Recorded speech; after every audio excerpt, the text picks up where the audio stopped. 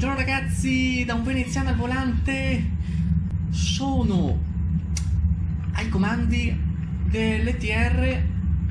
Sto entrando nella stazione di Padova, ma devo fare in fretta perché fra 2 minuti e mezzo mi parte la coincidenza del Frecciarossa che devo andare a Roma, e quindi devo sbrigarmi, devo fare presto e speriamo di farcela.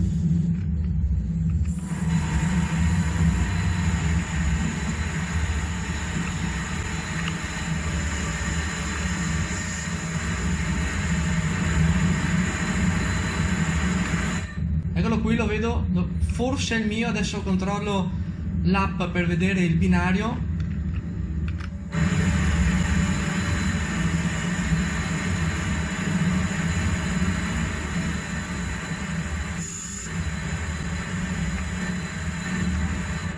Va bene, dai, basta così, tira il freno.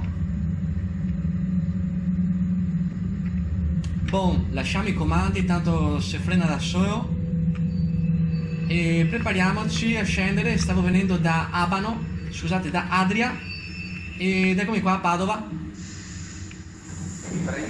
Eccoci qui, stazione di Padova, ragazzi. Fatemi un attimo controllare gli orari. Dove sono gli orari qua? Fatemi vedere che binario è il mio treno. Benissimo ragazzi, sì, è lui. Credo che sia proprio lui, binario 9, ho visto. E manca un minuto, sono arrivato proprio giusto ragazzi. E proprio il tempo di controllare la mia carrozza. Ho preso anche una prima classe di qualità, perché come ben sapete un veneziano volante è persona di qualità, e quindi metto anche un Kinder Bueno, bontà, porleggero. Eccolo qua, via.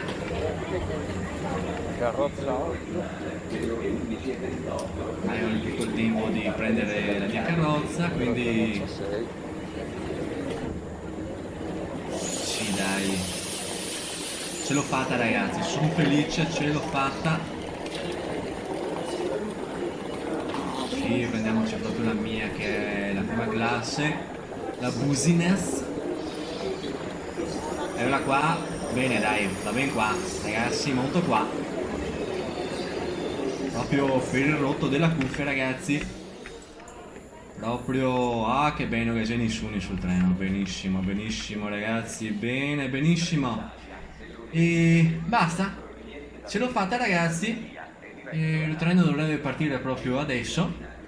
Mamma mia, proprio ragazzi, proprio